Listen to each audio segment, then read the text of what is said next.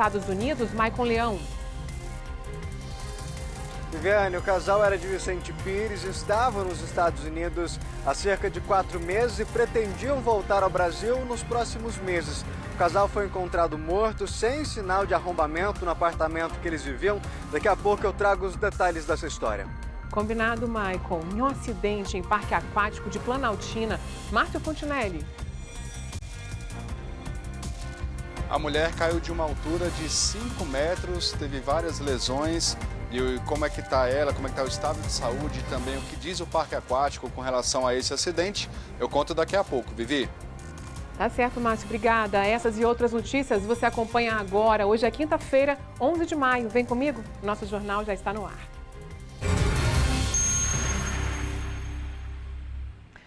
Olha, primeiro uma notícia de cortar o coração, viu? Um homem em situação de rua foi agredido por 3 rapazes, aparentemente menores de idade, em Águas Claras. A nossa produção conversou com uma testemunha que preferiu não se identificar e que contou que essa não foi a primeira vez que o mesmo grupo faz com esse homem aí a mesma coisa. O repórter Maicon Leão vai trazer primeiro esse assunto pra gente, porque ele está por dentro dessa história. Maicon, boa tarde para você. Olha, conta pra gente essa situação aí tão complicada da gente ver, né? Adolescentes agredindo um homem em situação de rua.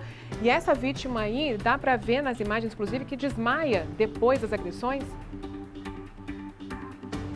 Sim, Viviane, boa tarde para você, para todo mundo ligado no SBT Brasília. Esse caso aconteceu em uma lanchonete aqui de Águas Claras. Essa pessoa em situação de rua, ela estava lanchando ali, a gente consegue ver pelas imagens da câmera de segurança, ele sentado ali comendo, enquanto esses 3 adolescentes, aparentemente menores de idade, chegam, conversam ali com os atendentes e no momento em que eles estão saindo ali do estabelecimento, passam por esse homem ali em situação de rua e aí o primeiro dá um soco, o segundo vem, bate, o último dá vários golpes e eles vão embora sem nem olhar para trás.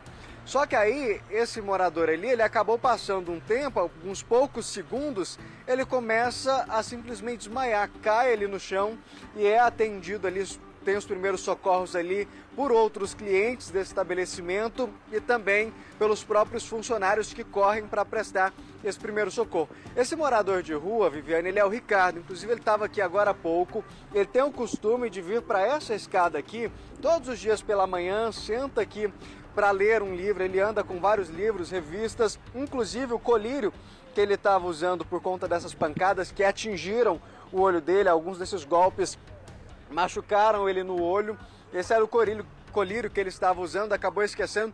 Poucos minutos atrás o Ricardo saiu daqui e pelo que a gente conversa com os comerciantes, moradores aqui da região, é o seguinte, o Ricardo, ele é um homem, Viviane, que ele anda muito tranquilo, apesar de ver em situação de rua, convive tranquilamente com as pessoas aqui ao redor e está sempre com um livro e com uma sacola na mão. O Flávio, ele é comerciante aqui, inclusive é uma das lojas que o Ricardo sempre frequenta, né, Cláudio? Boa tarde. Sim. Boa tarde, meu amigo. Prazer, Flávio. O Ricardo, ele é frequentador aqui, realmente, aqui da Águas Claras. Ele, um tempo pra cá, ele tem andado muito por aqui.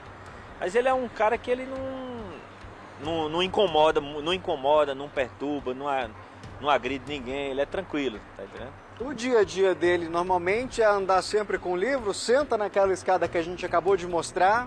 Rapaz, ele passa o dia lendo, a gente até tem hora que a gente vê e diz, meu Deus, como é que ele consegue? Ele fica o dia todo sentado, lendo, o dia todo, e às vezes de noite ele arruma um lugarzinho por aí e dorme, e aí de manhã já amanhece lendo de novo, a vida dele é só ler, é ler, ler e ler. E nesse tempo que vocês têm contato, que ele frequentando aqui o comércio, vocês nunca tiveram experiência negativa envolvendo ele nessa situação? Não, ele é muito tranquilo. Ele chega, pede uma água, às vezes pede um pedaço de bolo e já se retira. E como que você vê aquela situação, ao ver aquelas imagens, como é que vocês ficaram? Porque parece que comoveu todo mundo aqui. Rapaz, a gente ficou muito triste, viu? Porque quando mandaram os vídeos aí, uns jovens batendo nele, ele até chegou a desmaiar, a gente ficou muito triste, até ficamos revoltados, porque, pô, como é que faz isso, né? O cara indefeso, né? Ele tava lá sentado, alguém tinha dado um lanche pra ele tava lanchando e fizeram isso aí, né? Triste, né? E depois vocês descobriram que essa não foi a primeira vez. Como é que fica essa sensação de ver uma pessoa, como você mesmo estava dizendo agora, tranquila, de conviver, que nunca arrumou problema com ninguém, apanhando assim? Pois é, a gente ficou bem triste mesmo. Todo mundo, outras pessoas já sabiam também. Na hora até tentaram chegaram para levantar ele, né? Porque ele chegou a desmaiar, né? E os jovens saíram correndo. Mas muito triste. A gente ficou preocupado com isso aí, porque isso não volta a acontecer, né? É isso. Flávio, obrigado pela sua participação. A preocupação dele e dos outros comerciantes aqui, Viviane, é tão grande que eles mesmos juntaram ali, se ajudaram. A gente viu o colírio ali, foi dado para o Ricardo. Inclusive, momentos antes da nossa gravação, o rapaz que trabalha aqui estava ali cobrando do Ricardo. Olha, você colocou o colírio hoje, como é que tá? Tá cuidando? A gente conseguiu gravar com ele pouco antes do nosso ao vivo. Vamos ver um trechinho dele contando como que foi esse momento ali, dele apanhando, inesperado, né? Claro, a pessoa tá ali simplesmente sentada, fazendo a sua refeição e apanha de uma forma tão gratuita. Vamos ver o que ele fala.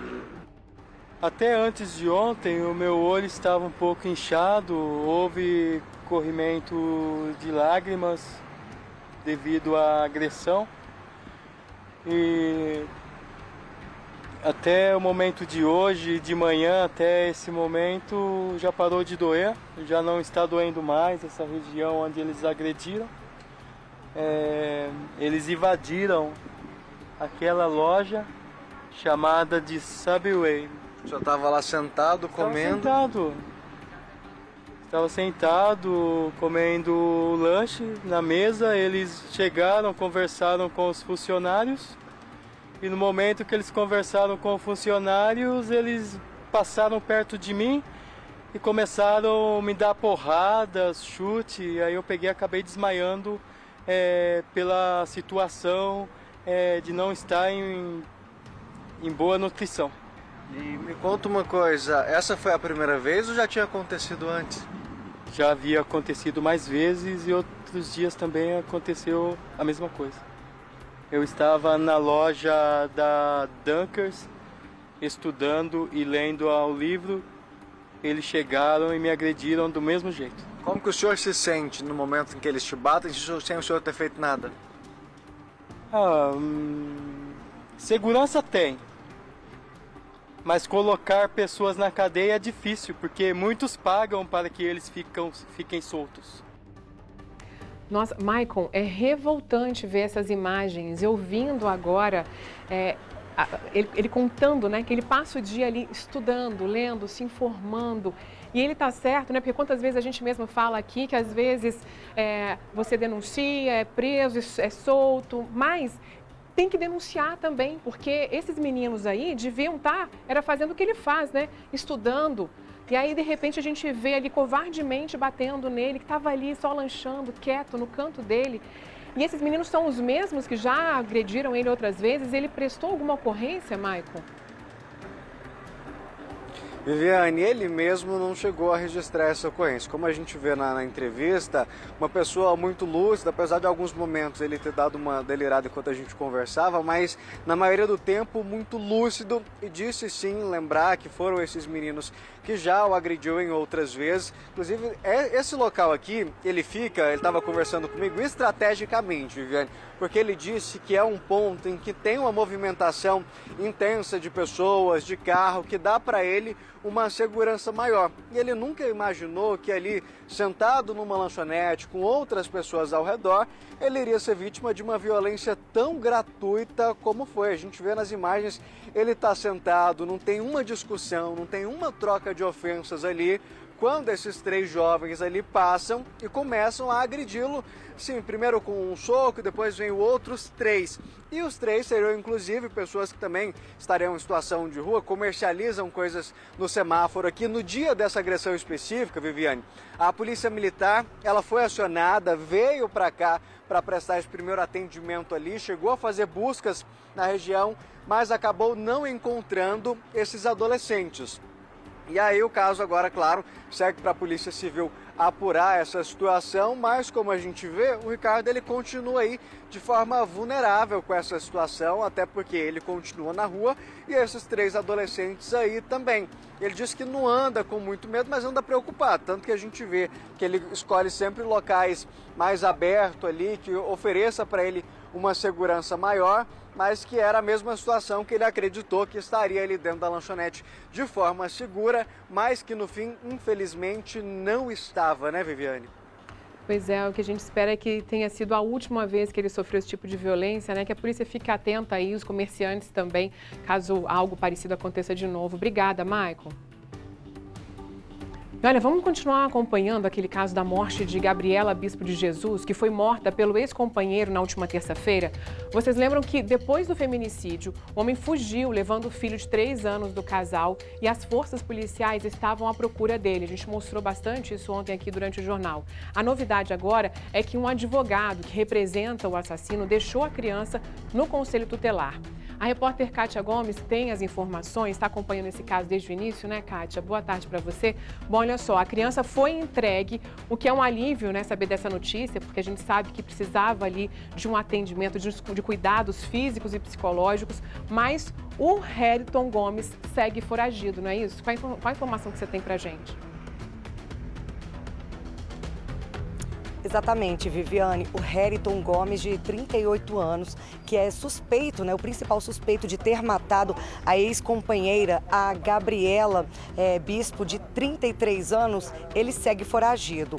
Segundo informações dos conselheiros tutelares, que ontem receberam Arthur Miguel, de 3 anos, eles já estavam em negociação com o advogado do Heriton. A delegacia também já estava nessa negociação para ele entregar a criança e também se entregar desde o dia do crime. Então, logo depois de ter cometido o crime, ele entrou em contato com um amigo dele, que é advogado, e pediu que intermediasse essa negociação. Ele a todo momento falava que iria se entregar, que iria entregar o filho, só que ontem ele decidiu não se entregar, né? Ele entregou apenas o menino para o advogado, que veio deixar aqui na 32ª Delegacia de Polícia de Samambaia. Essa negociação, como eu disse, já vinha acontecendo, e ontem o advogado deu alguns horários que iria entregar essa criança. Falou que entregaria 9h30, depois ele remarcou e, de fato, ele chegou aqui na delegacia por volta de 1h30 da tarde. E como que era a situação do Arthur Miguel, de 3 anos?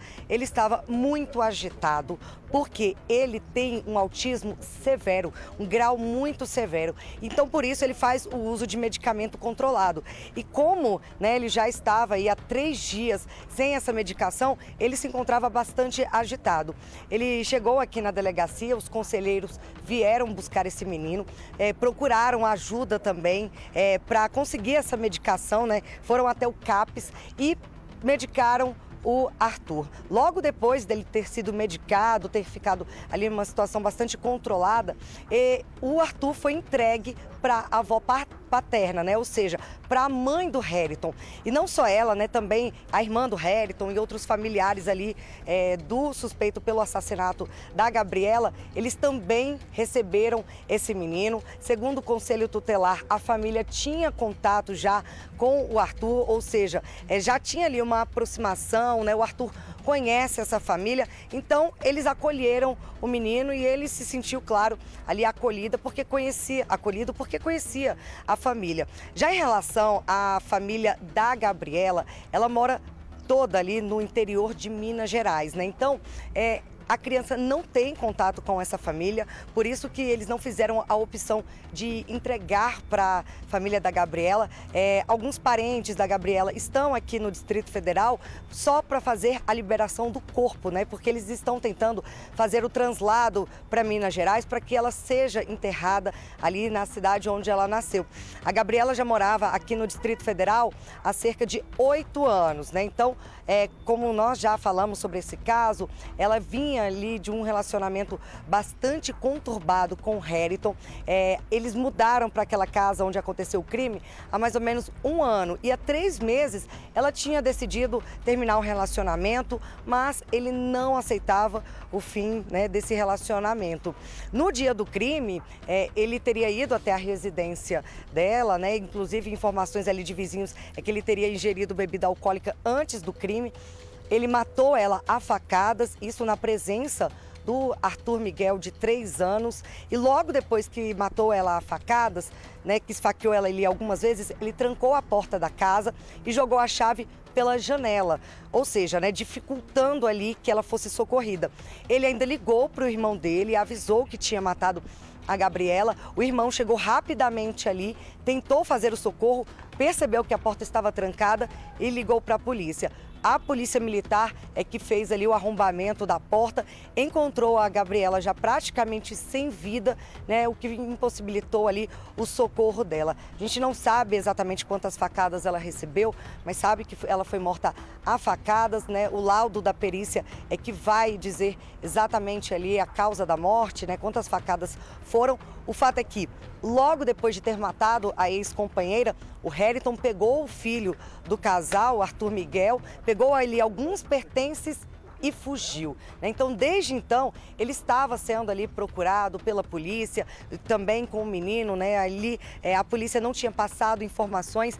Inclusive, a polícia disse que, por enquanto, não vai dar entrevista sobre esse caso, justamente para não atrapalhar essa investigação, né? Então, a polícia já estava ali em negociação com o amigo do Heriton, que é advogado, estava ali representando ele, para que ele se entregasse e o Arthur Miguel também fosse entregue, né? Para que nada de ruim acontecesse. Só que de última hora o Heriton desistiu de se entregar e agora ele é considerado foragido.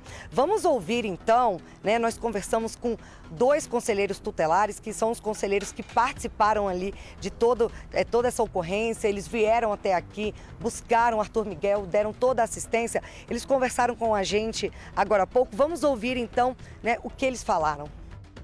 E daí nós trouxemos a criança para o Conselho Tutelar, né, onde outra equipe, na pessoa aí do nosso colega Genildo, foi até a casa da progenitora paterna para ver as condições ao qual poderia acolher a criança, né? Graças a Deus deu tudo certo, a progenitora esteve aqui conosco, tá? A criança, como você bem falou, ela tem uma limitação, né? Ela tem o TEA, o transtorno do espectro autista, grau severo, tá? Estava sem medicação. Também conseguimos aí junto ao CAPS, na companhia aí da colega Senira Tito, tá? Que fez contato com a equipe do CAPS. Logo conseguimos aí a medicação para a criança, tá? Tivemos aí o auxílio aí da UBS também, a Unidade Básica de Saúde, que conseguiu fazer uma consulta com a criança, entregar as medicações para a criança porque ela estava bem agitada, tá? Então, nesse tempo que o pai ficou foragido, né, com a criança, ele ficou sem essa medicação, né? Foram 3 dias sem o remédio controlado, né, por conta do grau severo dele de autismo. Sim. Foi o que chegou ao nosso conhecimento, tá? E a preocupação nossa, porque nós lidamos com essas crianças e sabemos muito bem a importância do uso da medicação, né? Que é contínuo, né? Então, para que isso acontecesse, a gente teve que mobilizar aí toda a nossa rede e tivemos esse êxito. Bom, segundo os conselheiros tutelares, né, esse menino ele tem um grau tão severo de autismo que provavelmente ele não conseguiu entender o que aconteceu ali no momento do crime, porque essa era uma preocupação também de todos ali que conheciam. Ontem, inclusive, a vizinha falou isso, né, se preocupou com o menino porque ele poderia ter presenciado esse crime. Mas o conselheiro tutelar disse que ele é um nível de autismo tão grave que ele não consegue compreender exatamente o que está acontecendo ali em sua volta. Então, isso, né, pode ser ali um indicativo de que ele não sabe que a mãe foi assassinada pelo próprio pai. O Conselho Tutelar disse que agora vai acompanhar essa criança, vai fazer visitas ali semanalmente para saber como que ele está, né? O acompanhamento vai continuar e a delegacia segue as buscas, né? Segue aí a procura do Heriton Gomes, de 38 anos, né? Que confessou ter matado a ex-companheira, a Gabriela Bispo. Eu volto com você, Viviane. Obrigada, Kátia, que a gente espera então que não tenha causado esse trauma para essa criança, né? Olha só, novo medo desbloqueado, viu? Uma mulher de 28 anos foi descer em um tobogã de um parque aquático em Planaltina e acabou saindo do brinquedo. A mulher caiu de uma altura de 5 metros e ficou com vários ferimentos pelo corpo, suspeita de fratura também. Olha só, que desespero isso, hein? Márcio Fontinelli tem mais detalhes pra gente. Márcio, boa tarde para você. Qual o estado de saúde dela? O que foi que aconteceu ali? O O estado de saúde dela é delicado, Vivi. Boa tarde para você, boa tarde a todos que acompanham o SBT Brasília. Pois é, esse acidente aconteceu no sábado. Ela foi descer o tobogã, como você relatou, e aí em uma das curvas ela acabou saindo do brinquedo e caiu dessa altura de 5 metros. Ela teve vários ferimentos e está aqui no hospital de base, aqui no plano piloto, para receber os cuidados. Mas o estado dela é delicado. Ela está consciente, está falando, ela chegou a conversar com alguns familiares também que passaram informações para a gente, e ela disse que nesse momento ela está muito assustada, com medo, e também tem aquele sofrimento não só o físico, como também o psicológico, né, Vivi? Como você disse, agora já tem um medo aí especial com relação a esses brinquedos, né, em função disso. A perícia ainda está sendo feita no parque para entender exatamente o que aconteceu. O parque emitiu uma nota falando sobre o assunto e disse que abriu em 2011 e que nunca teve nenhum acidente registrado, principalmente com relação a esse tobogã. No caso, o tobogã ficou fechado, está isolado, está fechado para que outros usuários não participem também não corram esse risco. E também eles mandaram um vídeo para a gente explicando aí o tema. O Parque Aquático mandou o vídeo e a gente vai acompanhar agora. 10 anos, nunca tivemos uma ocorrência nesse brinquedo, nunca tivemos um problema. Na realidade, eu não conheço nenhum caso desse no Brasil, de uma pessoa conseguir sair de um toboágua. Mas o que importa é que ela está viva, você entende? Eu acho que a hora de... Nós, a família toda da Aqua Cerrado estava em oração, acompanhando desde o início, dentro do momento que aconteceu. Graças a Deus, nós somos o parque mais completo, com salva-vida, com brigadista, com enfermeira. Nós tínhamos toda essa estrutura para dar o suporte. Em seguida, aconteceu o fato. Os nossos profissionais foram resolver a questão. De imediato acionamos o SAMU e também o Corpo de Bombeiros. Gente, é difícil, não é fácil, tá? Não pensa você que ela está sofrendo muito, que eu sei que está ela, a família dela, mas nós aqui do Aqua Cerrado também estamos sofrendo bastante e agradecendo muito a Deus. Nós estamos agradecendo muito, muito, muito mesmo pela vida dela. Porque onde essa mulher caiu, gente, como eu falei, Santos Dumont não fez um avião para cair, ninguém construiu um toboágua para derrubar ninguém, tá? Não é ideia. Já desceu quase milhões de pessoas nesse brinquedo, nunca tivemos ocorrência dessa natureza. Depois de tudo resolvido, que ela foi para o hospital, nós estamos tentando acompanhar o máximo possível. Pegamos o telefone da amiga dela, pegamos o telefone da avó dela, estamos dando o máximo de suporte possível. Mas chegou um ponto que ficou difícil dar o suporte, porque a família não nos responde. Chegou no hospital, no lugar dela, pedir ao nosso Deus, no meu entendimento, vamos pedir a Deus a nossa vida. Salva a minha vida, meu Pai, me deixa nesse plano. Em seguida você vai procurar justiça, procurar os seus direitos, ver quem está certo, quem está errado. Mas de antemão eu acho que é só agradecer o nosso Deus pela vida, que é o que nós estamos fazendo por ela aqui. Eu estou muito, muito, muito feliz. Tem alguns dias que nós estamos todos tensos com essa situação, né? E pedindo a Deus pela vida dela. A gente não tem a confirmação da família, se o Parque Aquático realmente tentou entrar em contato com eles. A Luana Vilela tem 28 anos, é professora e ela quebrou as costelas, teve um pulmão perfurado e o fígado lacerado. Ela também teve um hematoma cerebral. A Luana reclamou um pouco do atendimento dos funcionários do Parque Aquático, porque ela disse que no momento do acidente eles tentaram remover ela, no intuito de ajudar, é claro, mas tentaram removê-la do local e não é o indicado. Mas a amiga dela que estava acompanhando, que é enfermeira, fez todos os procedimentos também, auxiliou também. Ela contou que os bombeiros chegaram muito rápido e agora ela está sob os cuidados do hospital de base aqui no plano piloto. Lembrando que ela não tem previsão de alta, ela está internada na UTI e aí agora é aguardar também a perícia para verificar o que houve realmente nesse brinquedo. Volto com você, Vivi. Nossa, Márcia, é claro que nunca se espera que algo assim aconteça, mas também os funcionários têm que estar ali preparados para agir numa situação como essa, né? E a gente realmente fica imaginando que desespero, a pessoa vai ali para brincar e de repente acontece um acidente como esse, a gente fica aqui torcendo pela recuperação dela. Obrigada, viu? Um rapaz de 21 anos admitiu ter feito sexo com uma menina de 12 anos e foi preso em flagrante pela Polícia Civil lá em Vicente Pires. Pela lei brasileira, qualquer relação sexual com menores de 14 anos é crime.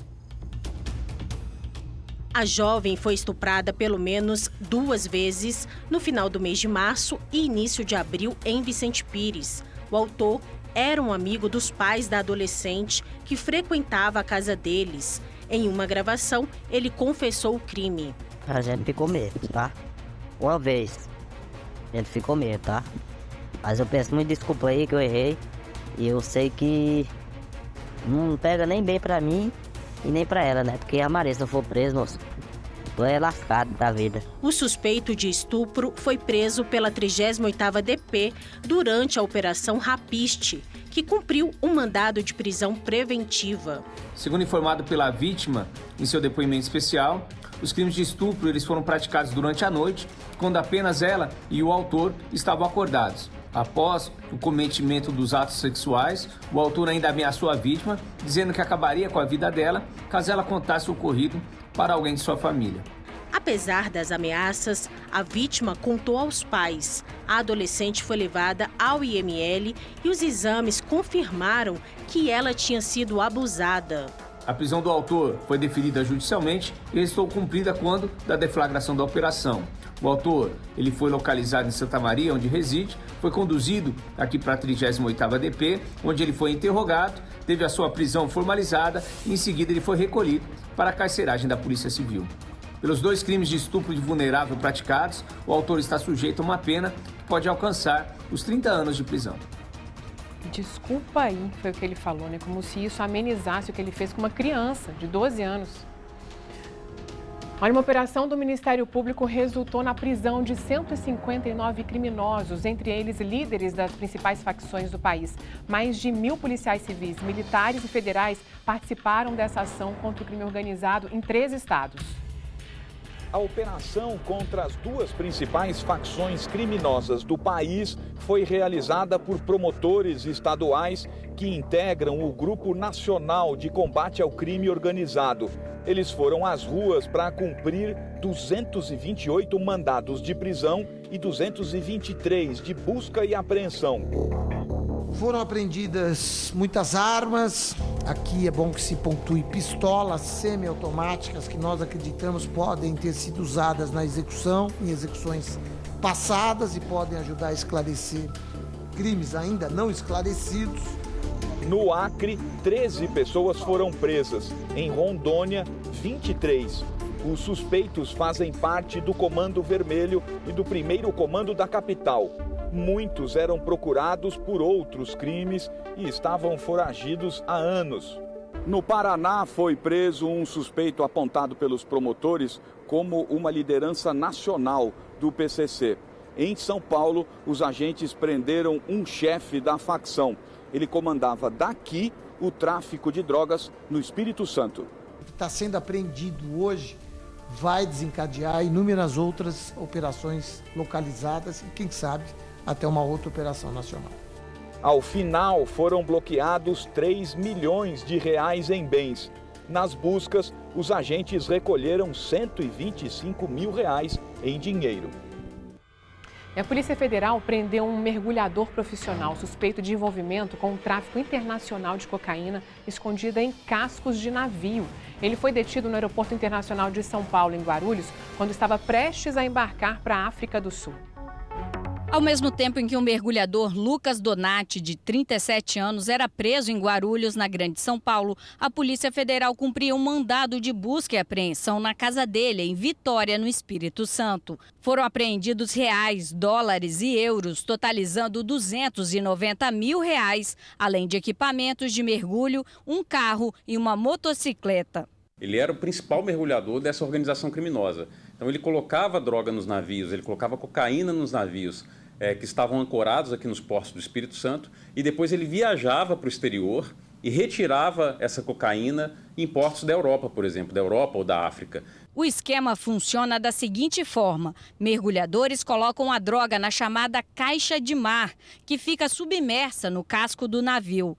A caixa é um espaço protegido por grade e serve para a captação de água usada na refrigeração dos motores e outros equipamentos. O mergulhador desce, abre a grade e amarra os pacotes de cocaína com cordas e cabos. Junto aos pacotes de drogas, os mergulhadores colocam rastreadores para acompanhar a viagem e saber exatamente o local nos portos de destino em que as embarcações ficarão atracadas.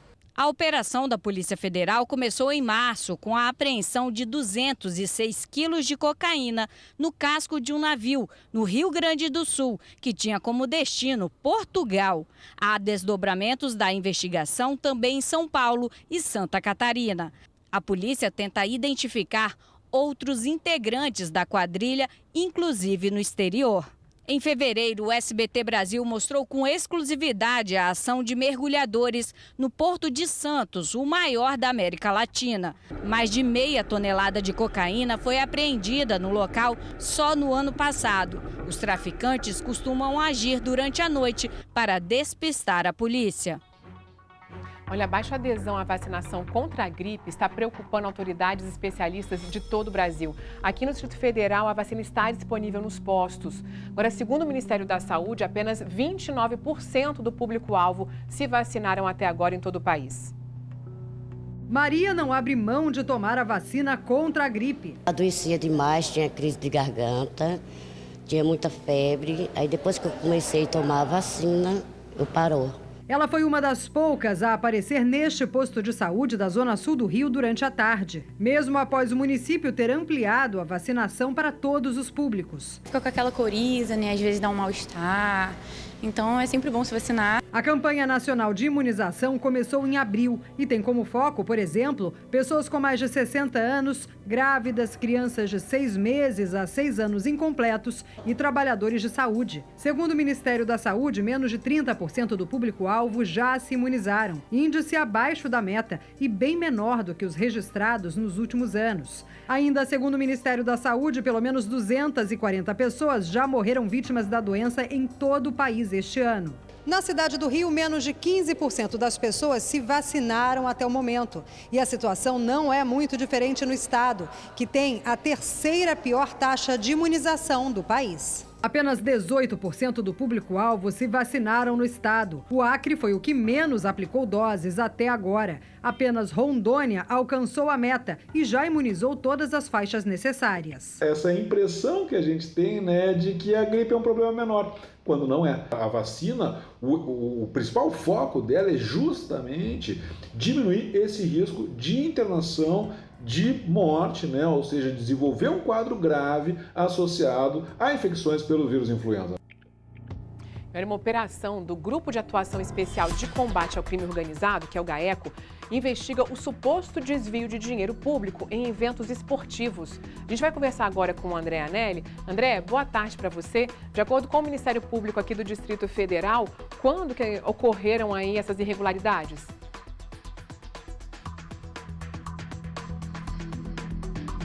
Boa tarde a todos que acompanham o SBT Brasília. Segundo as investigações, a Secretaria de Esportes teria liberado verbas de forma irregular entre junho de 2021 e janeiro do ano passado. Pelo menos 30 mandados de busca e apreensão foram cumpridos no dia de hoje. Quem é considerado como principal alvo da operação é o subsecretário de Saúde Física para o Servidor Público, Fernando Santoro. Conhecido como Kiko, ele é presidente da Federação Brasiliense de Jiu-Jitsu. A Associação Centro-Oeste de Jiu-Jitsu, que tem sede em Goiânia, teria sido uma das beneficiadas com verbas públicas do GDF. A investigação apontou que a entidade não tinha nem mesmo estrutura física declarada. Mesmo assim, teria recebido boa parte da verba do Distrito Federal para a realização de campeonatos de artes marciais. Os promotores constataram também que não houve comprovação de que os projetos foram executados. As apurações apontam que a Associação Centro-Oeste de Jiu-Jitsu, teoricamente sem fins lucrativos, seria usada como fachada para que os recursos públicos fossem desviados. A verba beneficiaria eventos de caráter privado promovidos pela Federação Brasiliense de Jiu-Jitsu. Cálculos preliminares do Ministério Público do Distrito Federal apontam prejuízo de pelo menos 137 milhões de reais aos cofres públicos. A nossa produção entrou em contato com as secretarias de Esportes, de Economia, com a Polícia Civil do Distrito Federal e com o Palácio do Buriti, mas ninguém se manifestou até o momento. Viviane. A gente continua com espaço aberto para que eles se manifestem, né? Obrigada, viu, André? E um outro assunto também envolvendo esporte chamou muita atenção. Olha, o ministro da Justiça, Flávio Dino, determinou a abertura de um inquérito na Polícia Federal para poder investigar a manipulação de jogos de futebol no Brasil. A Justiça aceitou a denúncia do Ministério Público de Goiás e tornou réus 16 investigados, entre eles 7 atletas. Ao menos outros 8 jogadores foram afastados dos clubes nessa quarta-feira por suspeita de envolvimento nesse esquema. Veja só na reportagem. Os investigadores identificaram 13 partidas sob suspeita, 8 da Série A do Brasileirão do ano passado, 1 da Série B e 4 de campeonatos estaduais deste ano. Foram acusados formalmente 9 investidores e apostadores e 7 atletas. Entre eles, Eduardo Bauerman, afastado do Santos após o escândalo. O zagueiro chegou a receber ameaças de morte por não cumprir o combinado. Há também 10 atletas que não foram denunciados, mas estão sendo investigados, como Vitor Mendes, afastado pelo Fluminense. Ele atuava no Juventude quando teria se envolvido no esquema. A denúncia do Ministério Público de Goiás tem 113 páginas e detalha conversas mantidas entre jogadores e os responsáveis pelas fraudes. Os promotores identificaram Bruno Lopes como líder dos apostadores. Nesta mensagem, ele pede ao comparsa Thiago Chambó que providencie pagamentos pendentes. Precisa mandar 5 mil, quantia identificada na mensagem como 5K, para Mendes, Paulo Miranda, Sávio, Tota, Pedrinho e investidor. Também houve mensagens para informar os dados de contas bancárias de jogadores.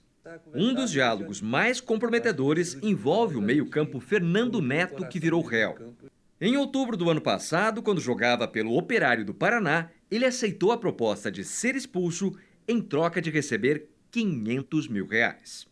Como não tomou o cartão vermelho no jogo contra o Sport pela Série B, Fernando Neto se explica. Se você viu o jogo mesmo, viu que fiz de tudo. Se pudesse escutar o que falei para ele depois das faltas que fiz, falta sem bola, falta fora do lance. O investidor responde, você teria 500 mil. Agora, infelizmente, você terá que arcar com o prejuízo. Se forem considerados culpados na justiça comum, os jogadores poderão ser condenados a penas que variam de 2 a 6 anos de prisão e estarão sujeitos ao pagamento de multas. O escândalo também é investigado pelo Superior Tribunal de Justiça Desportiva, que poderá banir os atletas do futebol para sempre. Tem provas contundentes, e tem alguns que já confessaram também, então assim, as provas são bem robustas aí. Está muito evidente, está muito claro. Olha, em nota, a Confederação Brasileira de Futebol afirmou que não há qualquer possibilidade de suspender a atual edição do Campeonato Brasileiro. A CBF informou ainda que trabalha em conjunto com a FIFA para estabelecer um modelo padrão de investigação para esses casos de manipulação de jogos. O aplicativo Telegram publicou uma mensagem se retratando dos ataques ao projeto de lei das fake news. A rede social cumpriu uma ordem do ministro do Supremo, Alexandre de Moraes, e um representante da empresa será ouvido pela Polícia Federal. No meio da tarde desta quarta-feira, usuários brasileiros do aplicativo puderam ler a seguinte retratação. A mensagem anterior do Telegram fraudulentamente distorceu a discussão e os debates sobre a regulação dos provedores de redes sociais e de serviços de mensageria privada, na tentativa de induzir e instigar os usuários a coagir os parlamentares. Se a determinação do ministro Alexandre de Moraes não fosse cumprida, o Telegram seria multado e suspenso em todo o país por 72 horas. Ontem, a plataforma disparou uma longa mensagem aos usuários dizendo que a democracia está sob ataque no Brasil porque a Câmara dos Deputados irá votar em breve um projeto de lei que matará a internet moderna. O texto acusava o projeto de censura. Na decisão, Moraes afirma que as ações do Telegram podem constituir abuso de poder econômico, bem como caracterizar ilícita contribuição com a desinformação praticada pelas milícias digitais nas redes sociais. Apesar da retratação, o representante da plataforma no Brasil terá de prestar depoimento à Polícia Federal em até 48 horas. Alexandre de Moraes quer saber quem foram os responsáveis pela publicação e os motivos do envio ter sido autorizado. Nas redes sociais, o líder da oposição na Câmara dos Deputados, Carlos Jordi, afirmou que Moraes censura uma plataforma por defender sua opinião sobre um projeto. Já o ministro da Justiça, Flávio Dino, disse que a decisão do ministro sobre os abusos do Telegram é um passo importante para a fixação de balizas regulatórias a tais empresas. O faroeste digital é incompatível com a Constituição.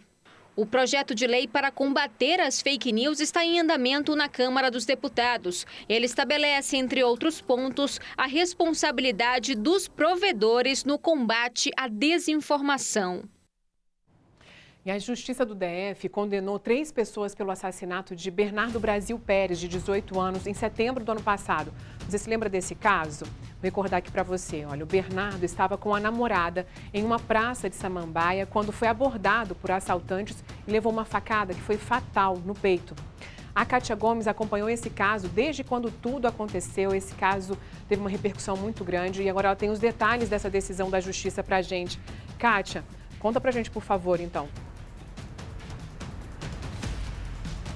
Oi, Viviane. Pois é, os 3 envolvidos nesse latrocínio, roubo seguido de morte, foram condenados. O Eric Batista Neres e o Cleverson Vitor Santana Oliveira foram condenados a 25 anos e 4 meses de prisão.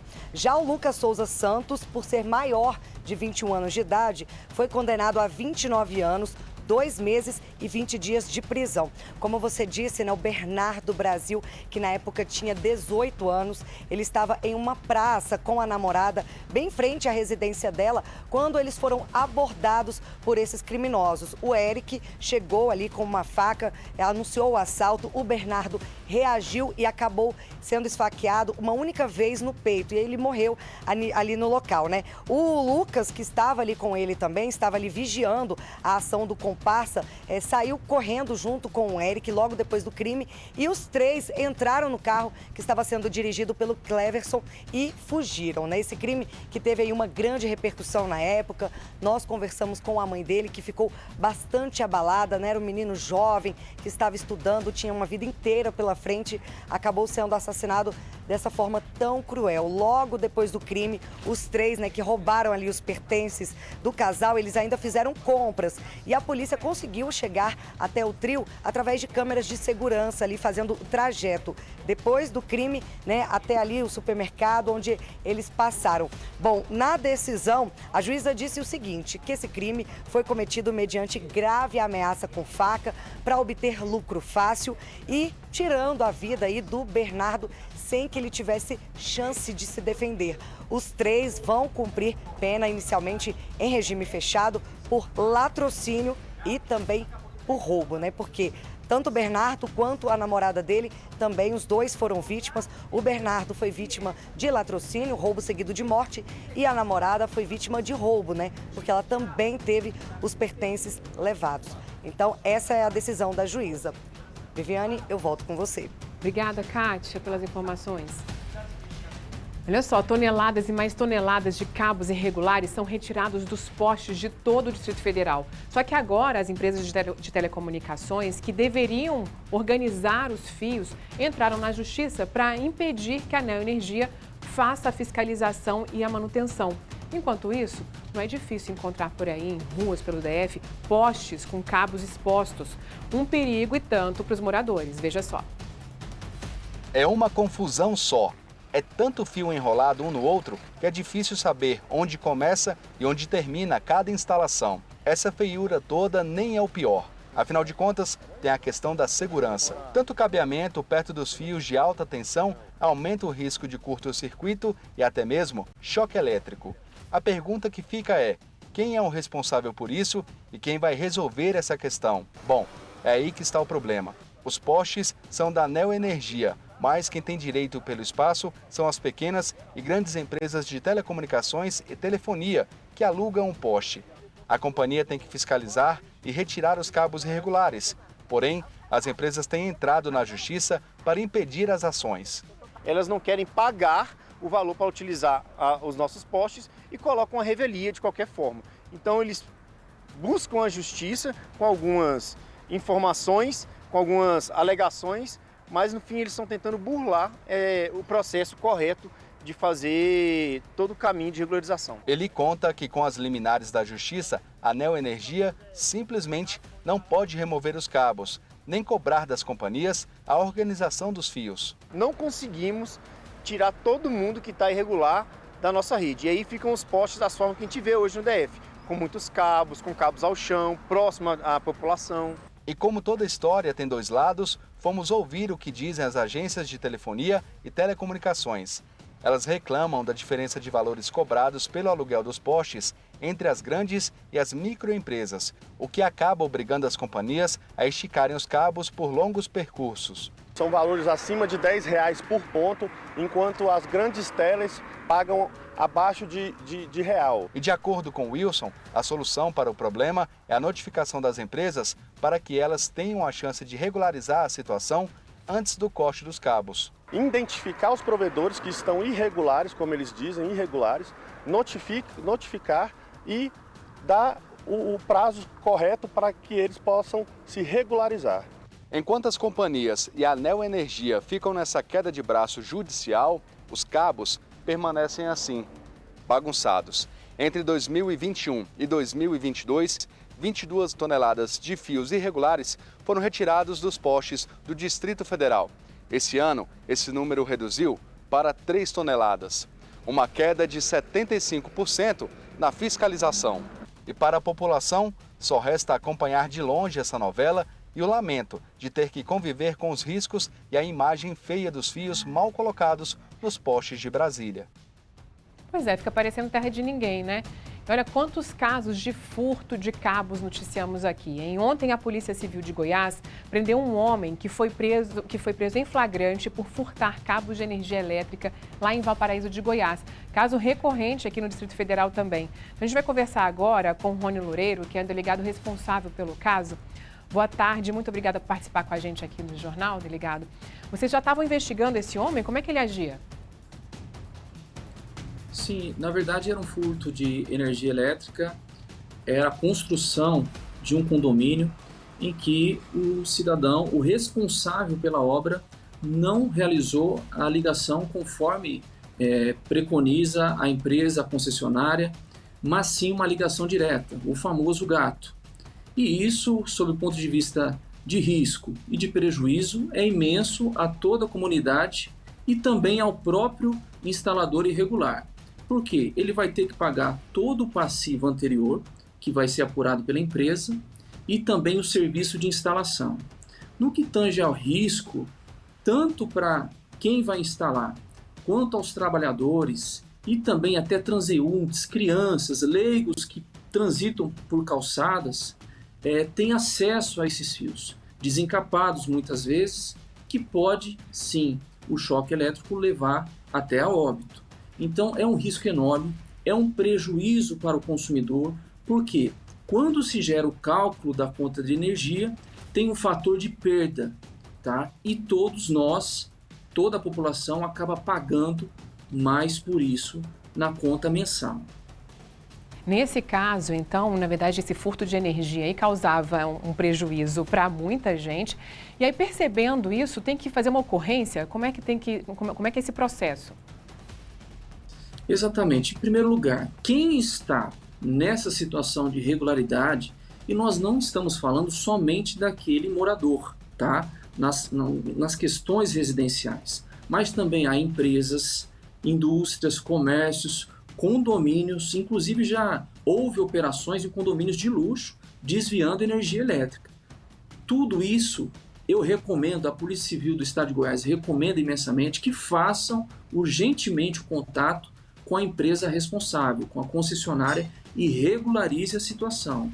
Porque, além de administrativamente haver um prejuízo enorme, porque as contas que não foram, o que não foi calculado será cobrado, também penalmente, criminalmente, será responsabilizado pelo crime de furto de energia elétrica.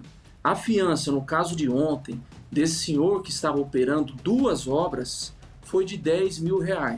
Então são valores consideráveis visando coibir exatamente essa prática no entorno que infelizmente opera aproximadamente 40% do desvio de energia elétrica no estado de Goiás. A polícia está atenta, é uma operação conjunta com a polícia técnico-científica e com os técnicos da Equatorial e nós vamos continuar coibindo essa prática. Por quê?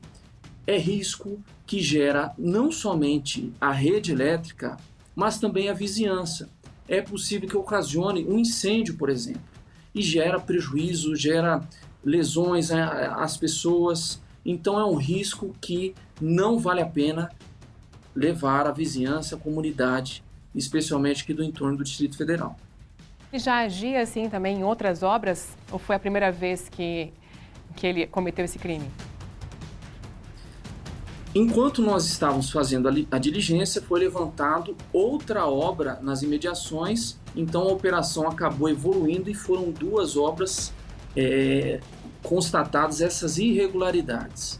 Agora, é interessante dizer, obviamente, que há empregados, há investimentos. Então nós vamos com o intuito de coibir, mas também a Equatorial, a empresa concessionária, já vai e, se autorizada pelo responsável, já regulariza. Esse é o objetivo maior, regularização e responsabilização da pessoa que faz esse desvio, o famoso gato, né, na rede de energia elétrica. Porque além do prejuízo, como o senhor bem falou, um risco de acidente também muito grande, né?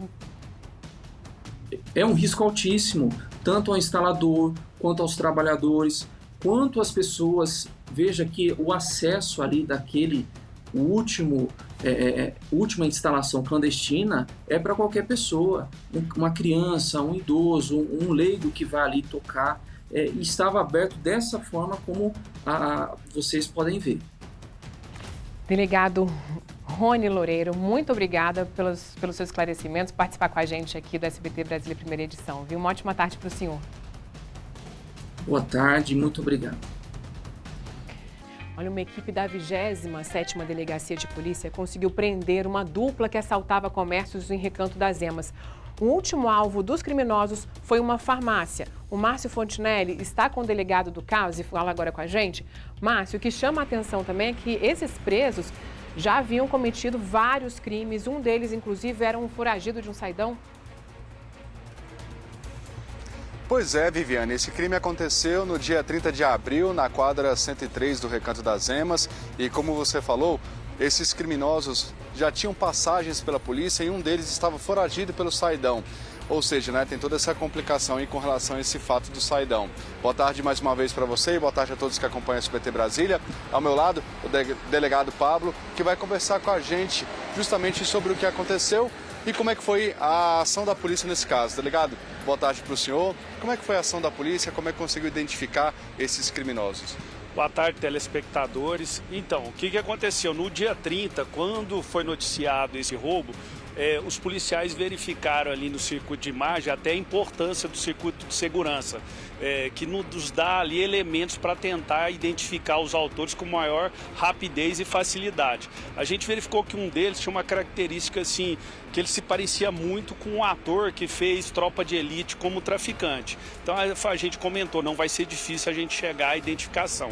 E alguns outros roubos passaram a acontecer ali na cidade do Recanto das Emas e a gente verificou que era um trio que estava praticando esses assaltos, dentre eles um desses indivíduos que estava na drogaria.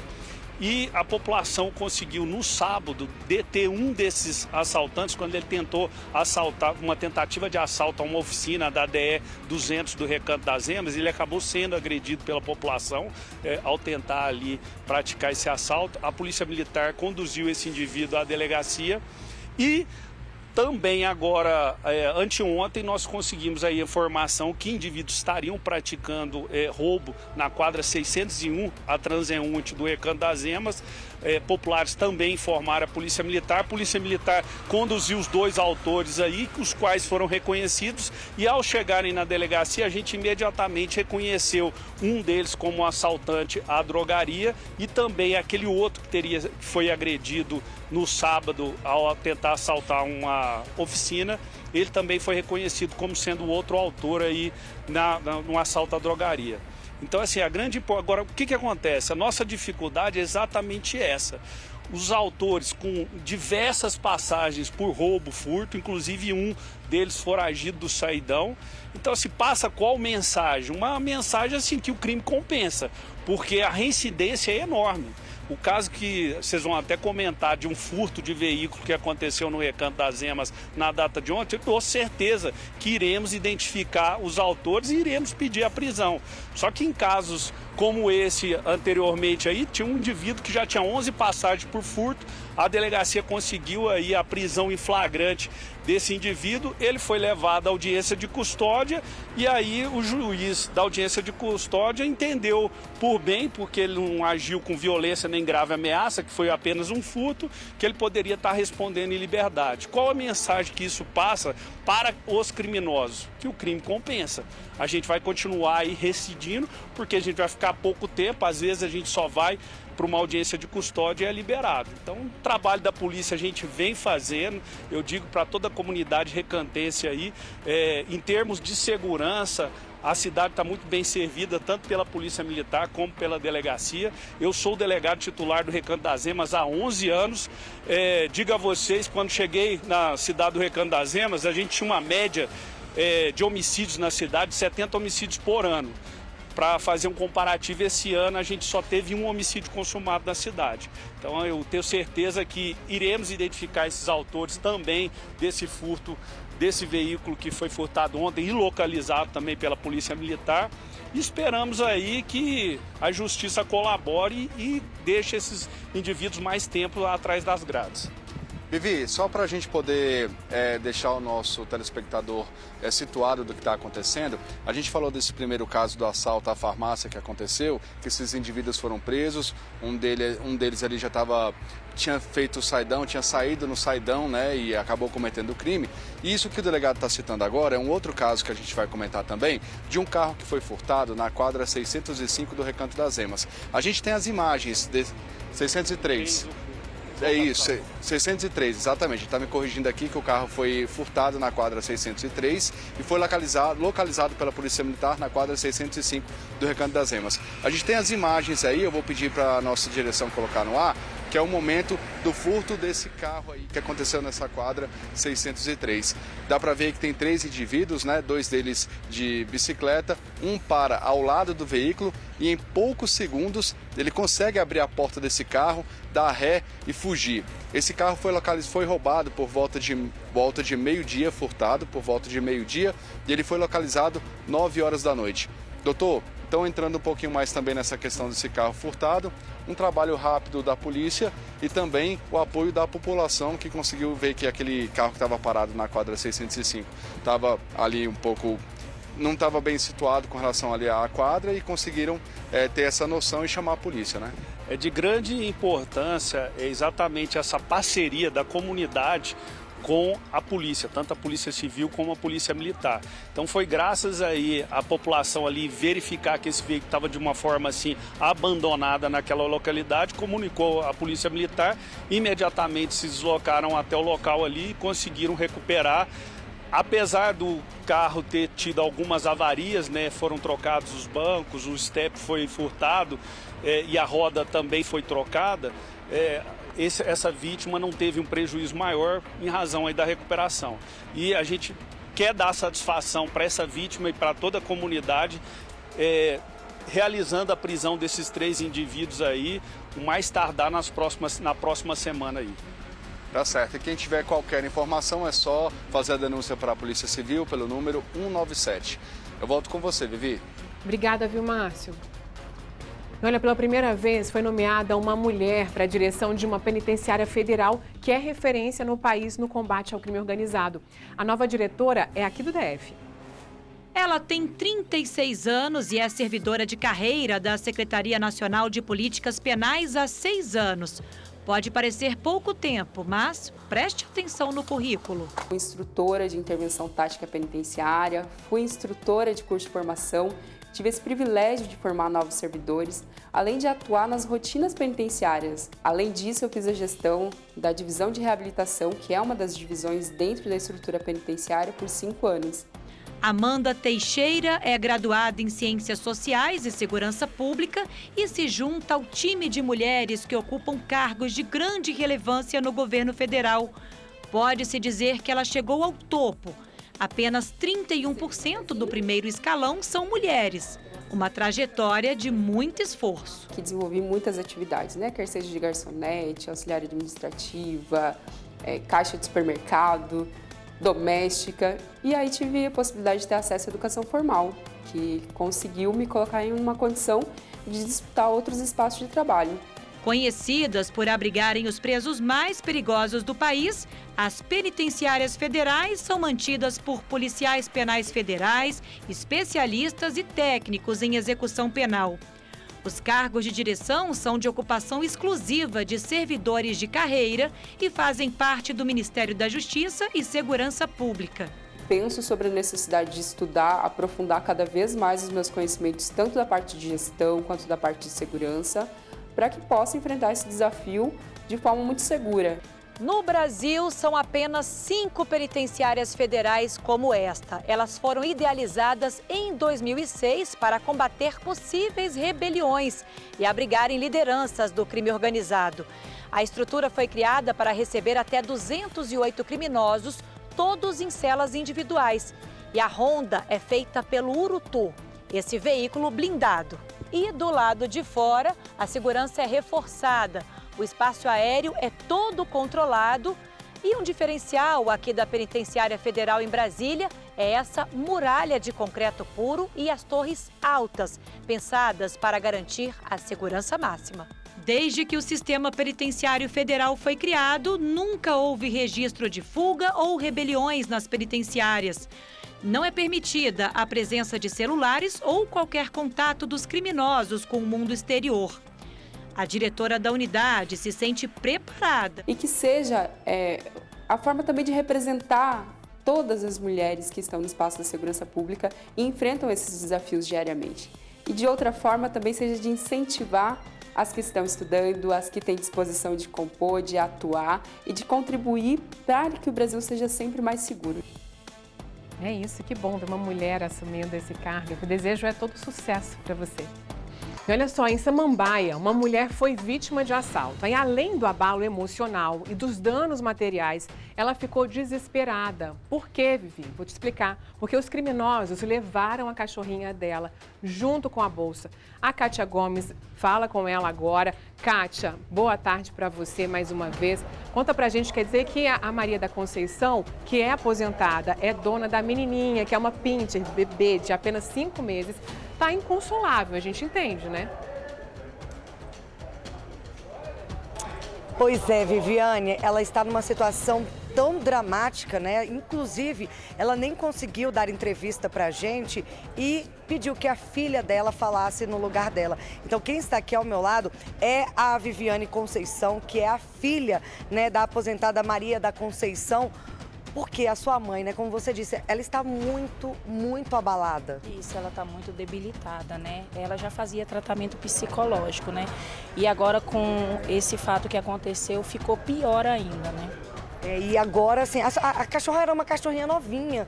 Ela estava há quanto tempo com ela? Há 5 meses. Ela comprou essa cachorrinha exatamente a pedido, né, da psicóloga, né, para ajudar o tratamento dela, né?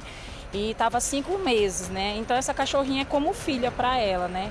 Aí por isso que a gente está pedindo ajuda mesmo, solidariedade para quem vê essa cachorrinha poder nos informar, porque querendo ou não acaba sendo um tratamento psicológico dela, né? Tanto que ela não pôde vir dar entrevista porque ela está sob tratamento, né? Ontem ela deu crise, está tomando medicação e por esse motivo ela não pôde estar aqui, né? Viviane, eu vou te interromper um pouquinho porque Antes da gente continuar a nossa entrevista, eu quero chamar o vídeo que mostra o exato momento em que a sua mãe foi assaltada, né? Porque ela estava caminhando pela rua, ela foi roubada, teve a bolsa roubada, o celular roubado, só que dentro da bolsa a menininha estava lá, porque a menininha é uma pincher bem pequenininha, né? A dona Maria da Conceição, ele tentou correr atrás do criminoso, mas infelizmente não conseguiu. Vamos ver o vídeo, então, do exato momento em que a menininha foi levada.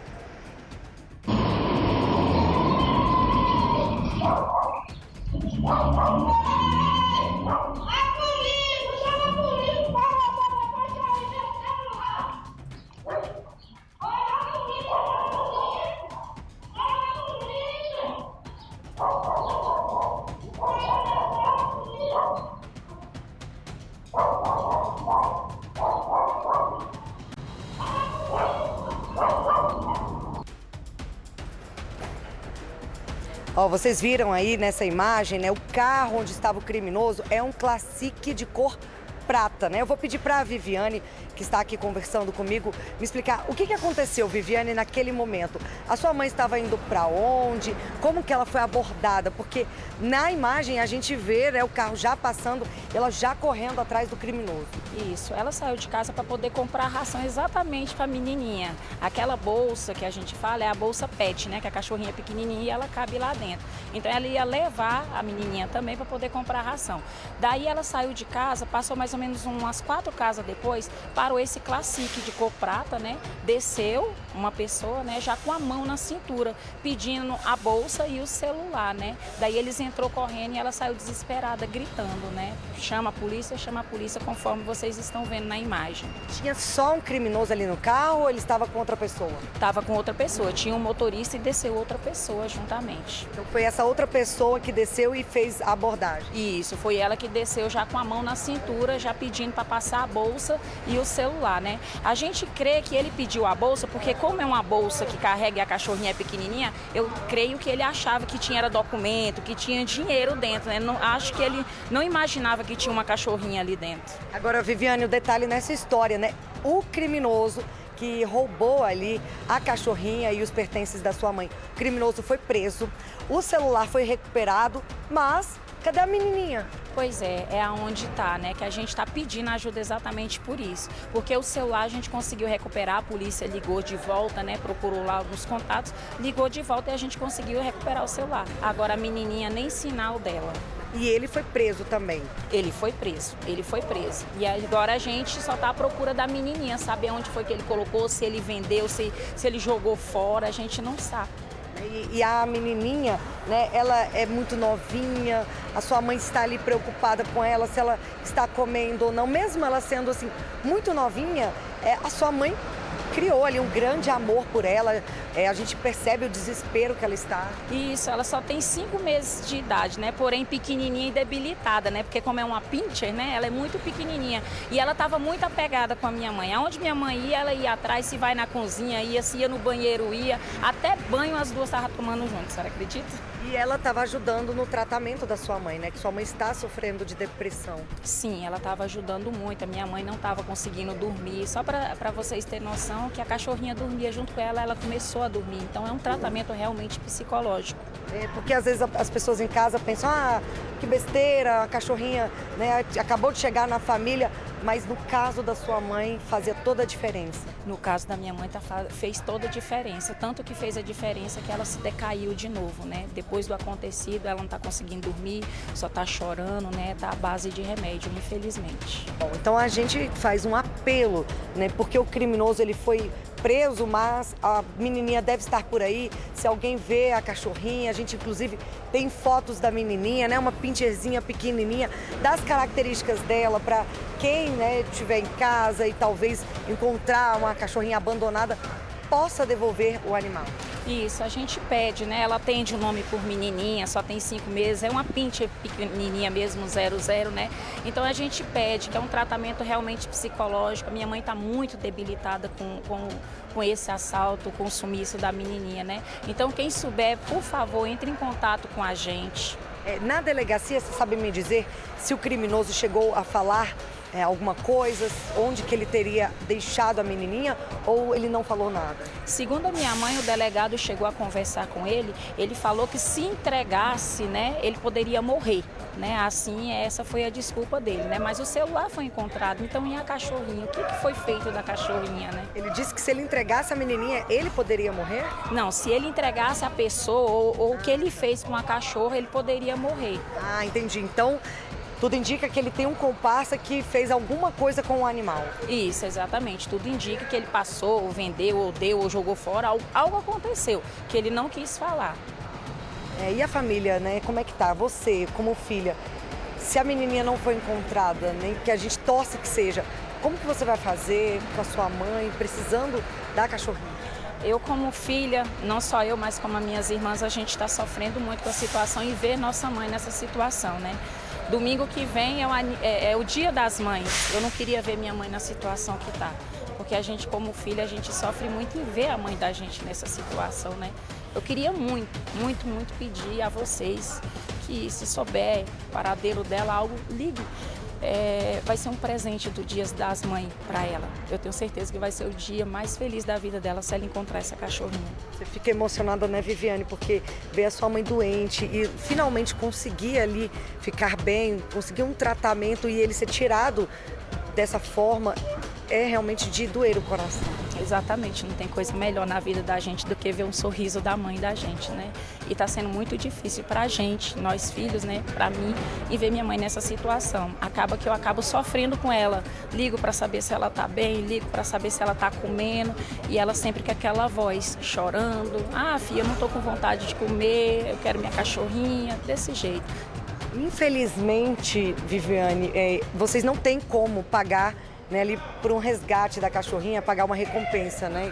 A sua mãe falou que vive numa situação um pouco mais complicada, porque se vocês tivessem condições, vocês ofereciam, né, um valor aí de resgate para essa cachorra? Com toda certeza, se a gente realmente tivesse condições, até compraria outra para tentar substituir, mas nem condições para comprar outra a gente tem.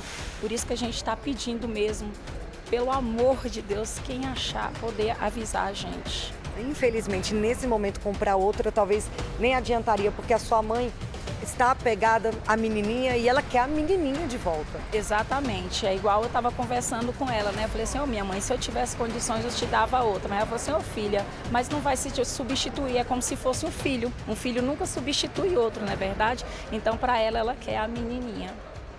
Pois é, gente, então fica esse apelo. Se alguém tiver informações, né, sobre a menininha, pode fazer uma denúncia anônima, ou até mesmo, se você tiver com a cachorrinha, né, da raça Pinscher, bem pequenininha, que é filhotinha, a cor dela é marrom, não é isso? Pelas fotos a gente percebe que ela é marronzinha.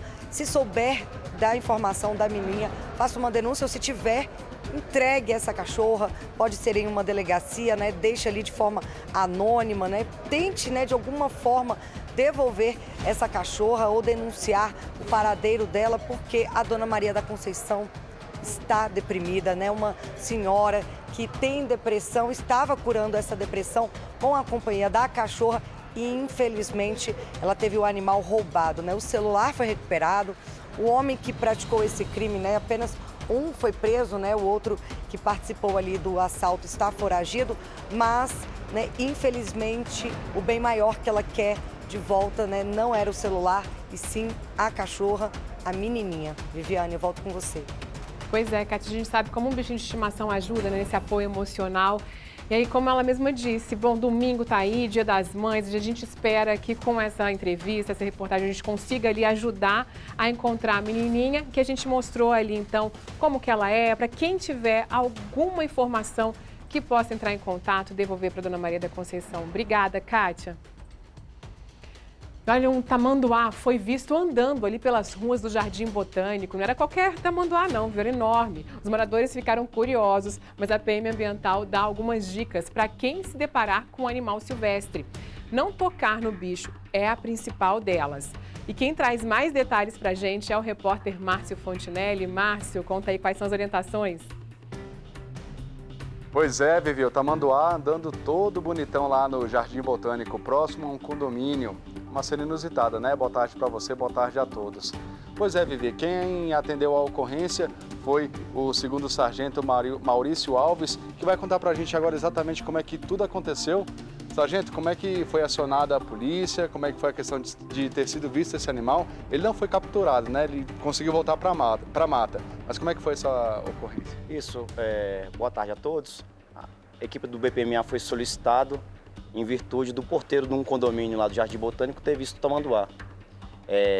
Vale ressaltar, né, que o tamanduá, provavelmente ele deve ter caminhado de uma mata até o outro, buscando algum refúgio, tendo em vista aí a grande ocupação que existe naquela região, né, e as matas próximas, as matas de cerrado ali próximo, né, que seu habitat.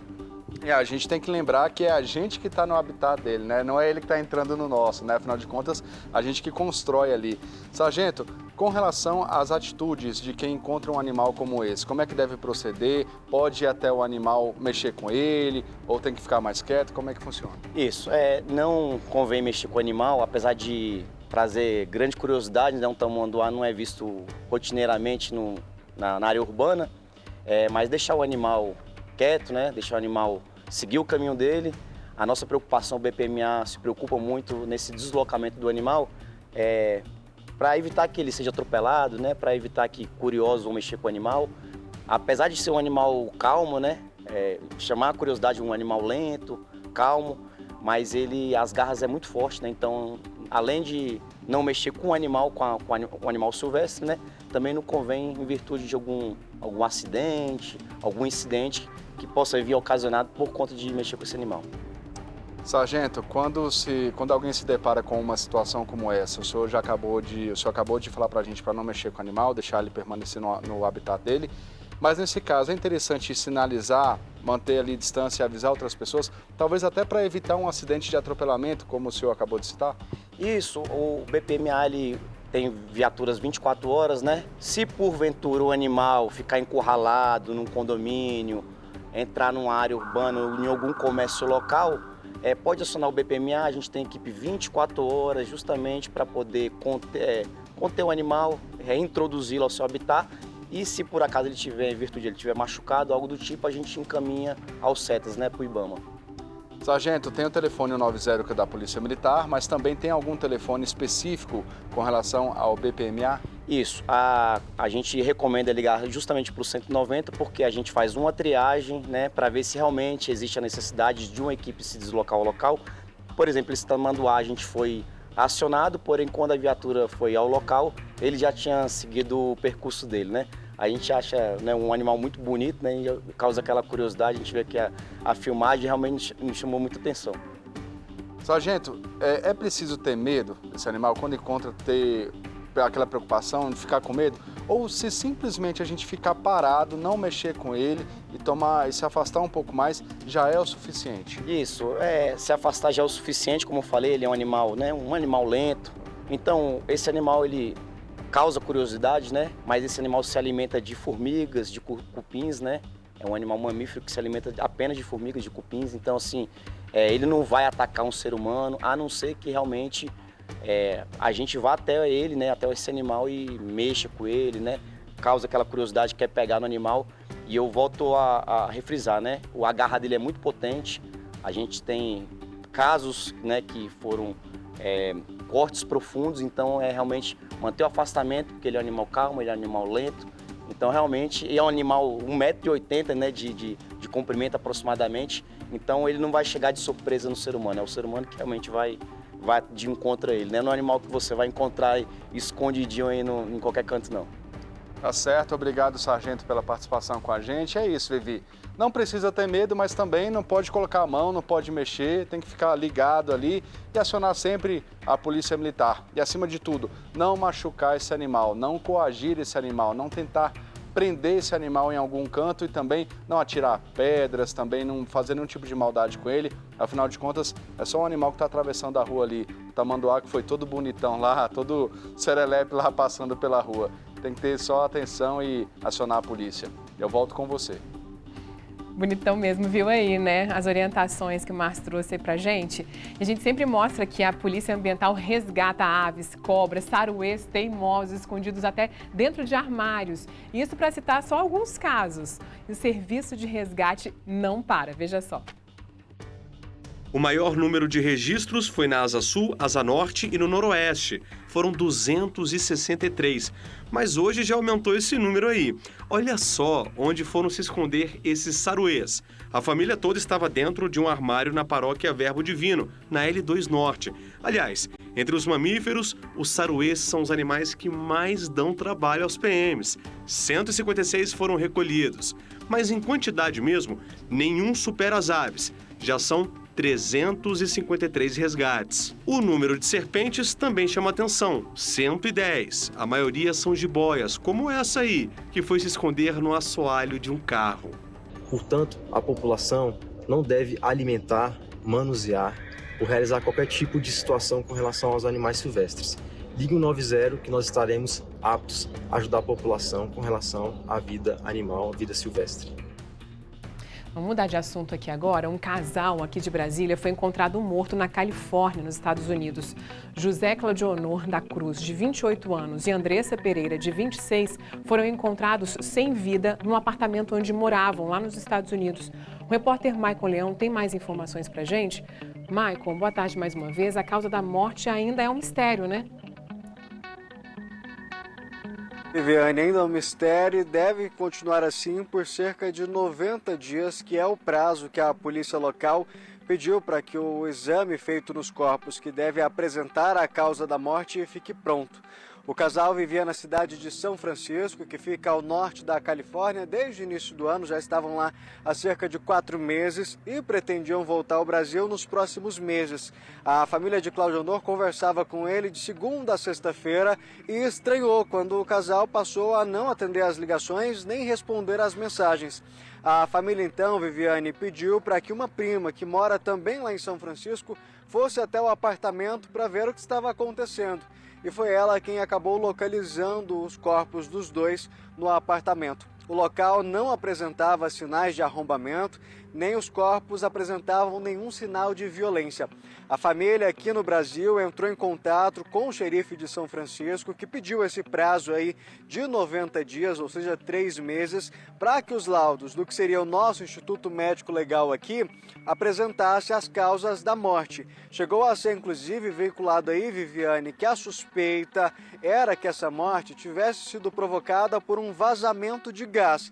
A nossa produção conversou hoje pela manhã com os familiares aqui no Brasil e eles desconheceram essa versão aí, falaram que não existe essa suspeita ainda e que eles estão aguardando realmente o laudo ali da polícia local para apontar quais podem ter sido as causas, as motivações para essa morte, mas que a família desconhece essa suspeita aí, inclusive chegou a ser bem divulgado pelas agências, mas a nossa produção checou hoje cedo com a família que disse desconhecer essas informações. O que eles sabem até agora é justamente essas informações que foram repassadas inicialmente aí, de que eles pararam de responder as mensagens, não atendiam mais as ligações, como o Claudionor tinha o costume de segunda a sexta-feira de manter contato diário ali com a família. A partir do momento em que eles passam a não atender as ligações, a não responder as mensagens, a família é estranha e pede para que essa prima que mora lá na mesma cidade vá até o apartamento para descobrir o que aconteceu e infelizmente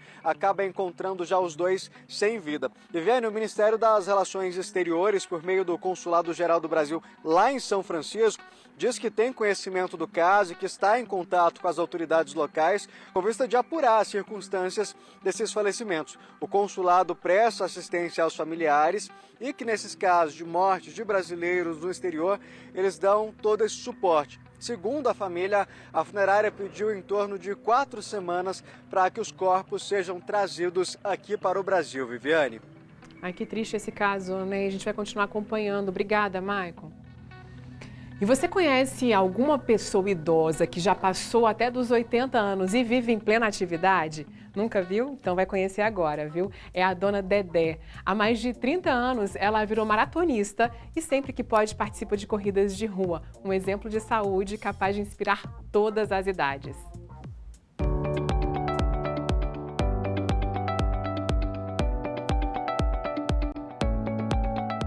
Nós estamos aqui na Asa Norte para conhecer uma história muito especial. É da dona Dedé, que tem 82 anos e há 33 se dedica à corrida de rua. Olha, ela é maratonista, já participou de mais de 300 competições e mesmo com 82 anos, ela não fica parada não. Vamos lá conhecer essa história? Estamos aqui na casa da dona Dedé e essa é a dona Dedé. Gente, não tem mais onde colocar tantas medalhas e troféus. Olha só isso aqui. O armário é dedicado, né, para todos os troféus que ela já ganhou. A gente vê aqui primeiro lugar, segundo lugar. E assim, não só no Brasil, ela já ganhou diversas competições internacionais. Olha aqui, essa daqui que especial é a Maratona de Nova York. Esse aqui foi o ano de 99. Tem também no Japão e a senhora foi campeã. Dona Dedé, 33 anos aí dedicados. 33 anos dedicados, né, à competição. Me conta, né, um pouquinho dessa sua história. Eu me sinto muito orgulhosa quando eu vejo esses troféus, porque eu comecei a correr já aos 50 anos, por causa de curar uma dor lombar e uma sinusite. E o médico me aconselhou a eu fazer umas caminhadas no rio, tomar em algum lugar que tivesse mar, para me nadar para ver se melhorava, né? Aí eu peguei e fui para o Piauí, onde eu morava, aí fui no Rio Parnaíba, dei uns nados lá, e comecei a caminhar na areia, lá em Teresina. Aí voltei para Brasília. Aí eu fui começar a caminhar no Minas Brasília, e meu marido, na época, estava jogando futebol, e teve um dia que eu fiz 50 voltas rodeando o campo de futebol, a conselho do médico. Aí muita gente que estava jogando com ele falou assim, quem é essa mulher que está correndo, não para de correr não. Aí ele falou assim, aí meu marido falou assim, depois que o médico mandou que ela fizesse umas caminhadas, ela não parou mais. Quem sabe ela não é uma atleta? Por que você não vai no parque para participar da corrida da Caixa Econômica de 10 km? Aí eu falei, bom, eu vou. Aí eu peguei, botei um short, né, desengonçado, uma botinha Zé Bui, e participei dos 10 km. E de lá para cá, eu não parei mais, né? E não parou mesmo. O que era para ser uma atividade para melhorar a saúde se tornou uma paixão. Hoje, ela olha com saudade os álbuns de fotografia. Nas paredes, os porta-retratos também contam histórias. Do mundo, 78 países, ó, 1999. Segundo lugar. 78 países, fui segundona. Dedé ficou em primeiro lugar na São Silvestre de 2006, na categoria 65 a 69 anos. Não dá nem para calcular quantos quilômetros ela já percorreu entre treinos e corridas. Mas, com certeza, dava para dar uma volta no Brasil, que dá 40 mil quilômetros. Foram muitos anos participando de diversas competições. Hoje a senhora não corre mais, né, maratona, muitas distâncias, porque por recomendação médica já desgastou bastante o joelho. Mas a senhora não deixa de participar. A senhora participou dessa aqui, fez 5 quilômetros. Fiz 5 quilômetros. E meu forte mesmo é maratona, porque eu sou fundista, né? Cuida de 100 quilômetros, 50 quilômetros. Eu já participei, uma loucura, né? Teve a competição de 100 km que eu participei em Campinas e fui escondida do meu técnico. Aí eu falei, meu Deus, que loucura! Aí essa última que eu fiz os 100 km, eu estourei o joelho. Cheguei e fui para Sara Kubitschek, né? E vários que operaram. Operei, eu tinha derrame de cartilagem. Então, aí eu tenho também 50 km em Porto Alegre, também campeãzíssima, né? Dos 10, 5, eu sempre ganho. Mas o meu forte é maratona. A senhora ainda treina hoje, né? Treina bastante. Treino. O que a senhora acha da gente mostrar um treino da senhora? Seria interessante, né? Eu não aposentei, não. Ainda tô com gás aí para participar de 5, 10 km, né? Olha só, ela é muito melhor do que muita gente, inclusive eu. Não corro praticamente nada. Comecei, na verdade, a tentar correr ali tem mais ou menos um ano. Participei apenas de 2 competições de 5 quilômetros, Mas eu topo tentar acompanhar a senhora ali, eu espero não passar vergonha. Então eu vou trocar de roupa para acompanhar a senhora ali numa trotada, tá bom? Correr mesmo, não dá para correr agora não, mas pode ser? Pode ser. Olha, vou me arrumar, volto daqui a pouquinho para tentar acompanhar a dona Dedé.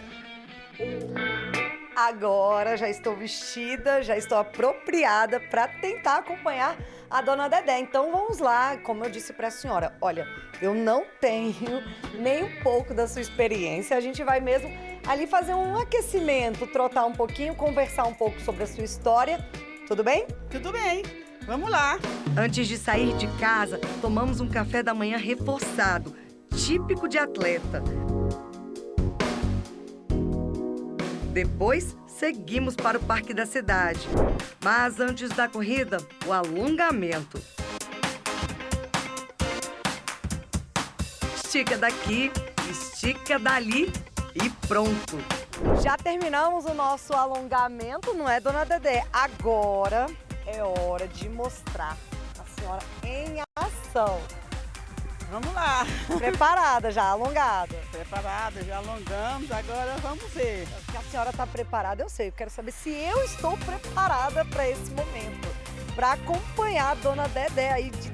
Olha, dona Dedé, deixa eu te contar. A senhora tem 33 anos de experiência, né? Eu tenho 34 anos, ou seja, a senhora corre aí desde que eu era uma criancinha, com anos de idade. Então, será que eu dou conta? Dá sim. Com certeza, né? Primeiro a gente vai só devagarzinho, dando um trotezinho. E aí você se entusiasma e depois, daqui a pouco, quem sabe, tá correndo por aí. Então tá, eu vou colocar aqui, olha, no relógio, para acompanhar quanto tempo a gente vai ser o nosso tempo. Só trotando, então a gente não vamos cobrar muito, né, da gente. Vamos lá, treino de corrida ao ar livre. Tá ótimo, ó. Vamos lá? Aqui, Magno, filma aqui pra gente. Preparando.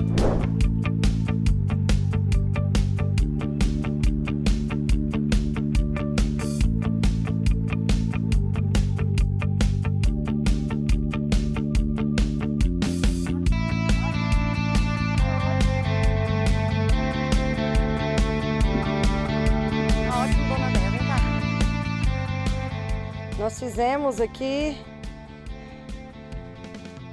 9 minutos, quase 900 metros. Foi mais pra gente, né, sentir um pouquinho como é que é a rotina da senhora. A gente sabe, a senhora explicou, né, que está com o joelho machucado, que tá difícil. E até por isso que a senhora não se esforça muito, né? Já correu 5 quilômetros agora. Esqueci de colocar a joelheira, porque nos 5 quilômetros da maratona eu corri de joelheira, né? Porque tá complicado, o médico falou que eu preciso operar, mas eu não vou mais operar, eu já operei os 2 quando eu estava no auge, né? Deixa um recado aí pro pessoal de casa, para não desistir, começar na idade que for. Então, eu acho que a pessoa tem que se movimentar, não ficar em casa, assistindo televisão, principalmente quando chega a idade, depois de 50 anos, quem gostar de nadar, vai nadar, quem gostar de correr, vai correr. Fazer alguma atividade física, né? Que é muito bom, só lucra juízo, só lucra o bem-estar da pessoa e depois você se empolga e não para mais, né? É isso aí, gente. Então, a gente fica por aqui.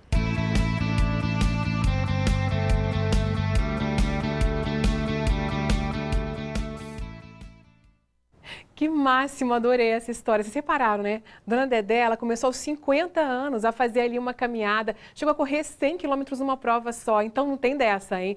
Que já passou da idade para começar, sempre é tempo. E como você viu ali, você tem que encontrar algo que você realmente se identifique. Depois disso, você vai embora. Parabéns, Dona Dedé, e Kátia também arrasou aí correndo, viu? Vamos para o intervalo? É bem rapidinho, eu já volto. Vamos aí com essa inspiração toda da Dona Dedé. E aí a gente volta com mais notícias. Até já.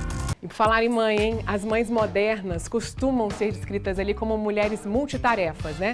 Elas lidam com muito trabalho dentro e fora de casa. E aí todos os dias tentam conciliar essa rotina com tempo de qualidade junto dos filhos. As mamães estão em busca do quê? Do equilíbrio.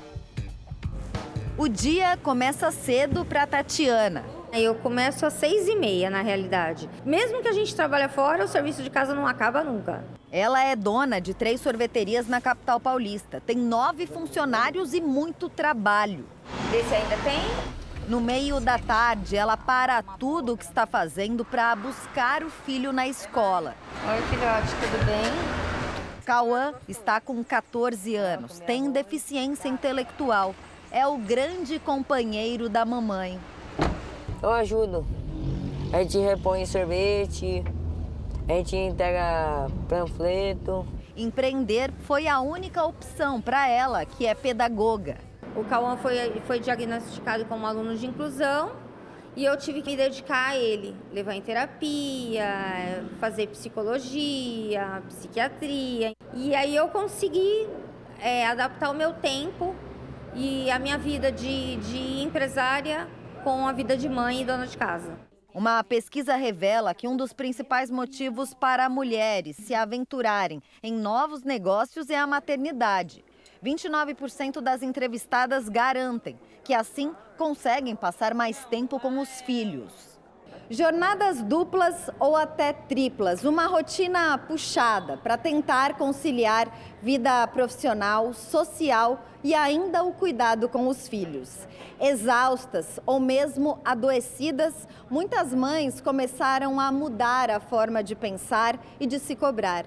Elas estão mais conscientes de que muitas vezes não vai ser possível dar conta de tudo. E tá tudo bem. Um pouco também dessa romantização de que a mulher é guerreira, de que a mulher é incrível, que faz essa coisa multitarefas, não é uma coisa de se orgulhar, né? De se orgulhar no aspecto de uau, eu sou super poderosa, eu sou uma mulher incrível. E sim, indica muito mais que a gente ainda tem uma sociedade muito machista. Em casa, Andresa é a mãe da Duda e da Gabi. Às vezes ela me ajuda na tarefa que eu não consegui fazer e a gente passa o tempo junto.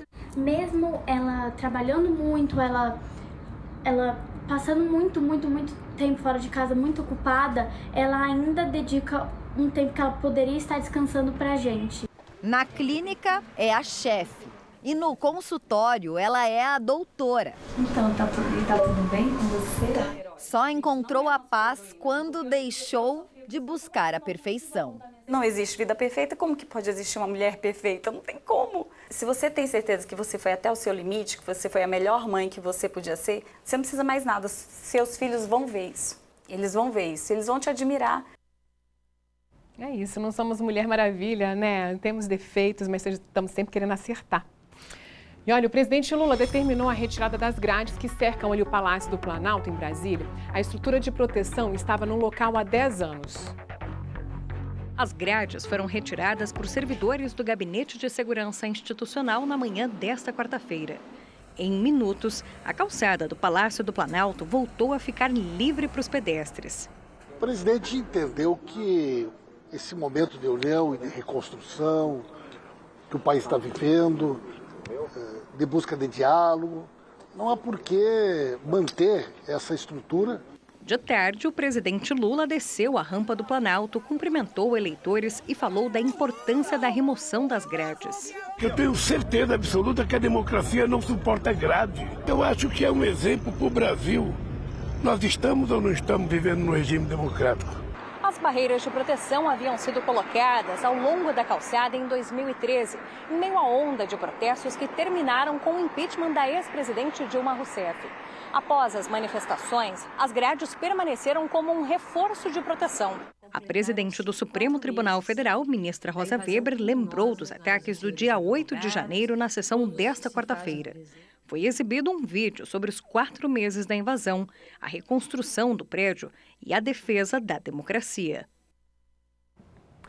Olha só essa notícia, hein? Usuários da CAESB, a Companhia de Saneamento do Distrito Federal, que conseguiram diminuir o consumo de água no ano passado, vão receber um bônus, um desconto aí de 20% na conta deste mês. Boa notícia, né? Essa medida aí é um incentivo para que os usuários economizem água. O desconto é sempre apurado mensalmente em relação à economia do ano anterior. Neste ano, mais de 525 mil pessoas devem receber esse desconto. Faça a sua parte aí também para você entrar para essa estatística. E bom para o bolso e para o meio ambiente, né? Porque água é um bem que precisa ser cuidado, senão corre um risco de faltar e a gente não consegue nem pensar nessa possibilidade, né? Bom, por hoje é isso. Muito obrigada pela companhia. Uma ótima tarde para você e te espero de novo amanhã. Um beijo. Tchau, tchau.